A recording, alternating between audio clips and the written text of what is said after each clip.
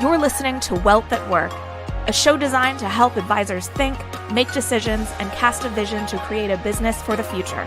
Hosted by financial planner, author, speaker, and CEO of Advisor2X, Ross Marino. Wealth at Work is coming up soon. We have a great session with a lot of insight from Holly and Faith. Hello, ladies. Hello. Hi there. Thanks for having us, Ross. Looking forward to it. I read the description and then we just had a quick conversation and my head just started spinning with so many different questions. It is a topic that has to be addressed right now. It talks a lot about participants, what I know, what I think I know. Apparently, there's a lot of misconceptions I have out there as an advisor. You've seen a lot of them, Faith. What are you guys going to talk about? Our topic is undressing the mind. And we're really just stripping down all the things, the preconceptions that we have about these different generations and trying to strip down the preconceptions that we have as advisors of what they need. And so this is not a conversation about TikTok, but we are going to look at what are the things that are aligning with how they think about life, how they see life, how are they looking at their finances and what makes sense. So I'd imagine the 25-year-old is different than the 60-year-old. There's misconceptions. Could you touch on maybe a few things that are consistent across all generations, or is it mostly unique as you talk to each person? Everyone has dreams and goals and desires for life. That's really the core consistent thing there. You know, we're humans. We have something that we want, but how we see how to get there is all different. So we're looking at people who are born in the information age, you know, they're digital natives, or looking at people who have adapted and are tech savvy, or people who are very skeptical, who actually are accidentally in a lot of debt. These are all those different generations. And so that really impacts their mindset. Yeah, and I think the challenge as the advisor is once we start to learn and understand that they think differently and they see things differently, now I have to shift my approach. And instead of just thinking, what information do I want to communicate? That's important. Now I have to figure out, how do I communicate? I mean, Holly, how do we approach that?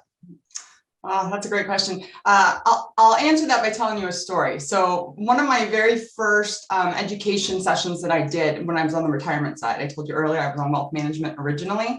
And I was up there doing my education session, trying to get people to defer more into the 401k. And, I'm pretty engaging. I move my hands a lot. I walk around and I looked out and this was 3 different shifts. And these were like mill workers, right? And it was a full house. I'm like, oh, wow, they're all here to see me. No, they were there for the donuts and the coffee, but that's whatever it took, they were there. So I was psyched. And so I'm up there and I'm doing my thing and I'm looking out at the sea of like blank faces. And I'm like, what am I doing wrong? Like I'm missing something here. And so afterwards I walked around and I was talking to people and, trying to get them to defer more in. And they're like, Holly, I am trying to figure out which bill to pay this month because I'm in debt. And, I just kept hearing that same theme. And I went back to my boss and it really shook me up. And I went back to my boss and I'm like, we're having the wrong conversation. Like I can't talk to people about tomorrow money if they're struggling today. This is where we need to kind of shift that focus. And he's like, that's not your job. Your job is to go in there and talk about the 401k. And I'm like, you're right. This is not my job. And so I left. But that's always been, for me, it's like when you're sitting there and people are really struggling, we can't help them by just giving them, here's your formula to get you to that end goal if they're struggling with so many competing priorities. So they crave being a people, human. I'm talking as if I'm not a human. We crave to be understood, for our lives and the things that we're concerned about to be seen. And so if an advisor is coming in and saying, waterboarding me with all the things that I should be doing that I haven't, that's really intimidating. That's not really helping them. It's just, flooding them with information or strategies that they don't feel like they could implement. There's certainly a fine line between encouraging and then crossing over to really having someone feel overwhelmed and stressed. Because if you're in survival mode and you're wondering how to pay the bills at the end of the month, that's going to weigh heavy on you. Well, let me add something even heavier. One day you're going to retire. And if you don't do this, you're not going to have enough money and your finances may be in even worse shape. That's a message that we're unintentionally telling people when we do some of these meetings. So yes, to try to figure out how to shift the conversation, find people that frankly need triage right now. But in the 401k world, a lot of advisors, there's no business model or revenue model to deliver that. Have you guys thought much about that? Yeah, well, but it's not just about the individuals who are triaging their situation or struggling with debt. It could just be that they're living their lives exactly how they want to, and they don't really want to mess with that. Yeah, I guess the focusing on today versus planning for tomorrow. Some brains are wired to think about tomorrow. Executive functioning comes natural. We set goals and so forth. Not all brains are that way.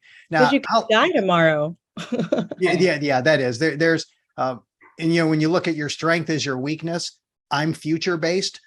I need to be a little more present and today based. Some people are living in today and they're really good at being present. Probably need to be a little more future focused and think about tomorrow. So, everybody's got a different amount of one versus the other. We have to figure it out along the way. But as I was listening to you, what you made me think of is this is talking about people. And even though we're mentioning participants, plan sponsors are people too. So Holly, I'll throw this to you. Do you find similar differences between different generations and plan sponsors as well? Oh, for sure. I mean, again, and I think, it's a kind of a different model. When you're sitting in an executive committee meeting and you've got the plan sponsors and the decision makers at the table, sometimes that conversation's a little different. But when you are sitting one-on-one with someone, whether it's a CEO or whether it's, a rank and file, working on the line, it doesn't matter. I mean, your story is your story. And, I learned this a long time ago, and I practice it with my own education sessions. And it's, your money story is developed by the time you're around five or six. And so that doesn't change much, right? And I've taught at every level from preschool all the way up through CEOs. And there's not a huge difference between those two sometimes. And I say that to people and I always get a laugh, but the reason being is because who we are as people and how we interact with, with money, how we interact with the world, that doesn't change much. So it's really figuring out who that person is, where they're at, and how to get them to where they need to be. And, I mean, I'm sure you guys have experienced this as well, but I can't tell you how many times I've sat with someone who is, terrified, they are embarrassed. There's the narrative that's going through their head. It's pretty debilitating. And I always say, listen, I was homeless at 15. I put myself through college, bartending 3 jobs, living out of my car. I'm like, and, I did okay. I landed on my feet. But there was nobody talking to me about what that little plastic card was going to do to me, right? All I knew is that in the moment, it was going to give me what I needed, and I would worry about that later. And it took me a decade to get myself out of that. And so when I'm sitting with people and I see that shame and the fear and all of that, I'm like, listen, I'm not here to judge you, and I don't look in the rearview mirror. The only thing I want you to know is who you are and why you make those choices that you do so that you can kind of plan for that. And then we're going to go forward.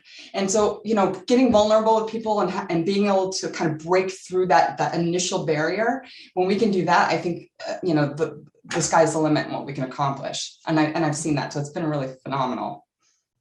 It's going to be a great session. Holly, Faith, look forward to seeing you guys in October. Thank you. Us too. Thank you.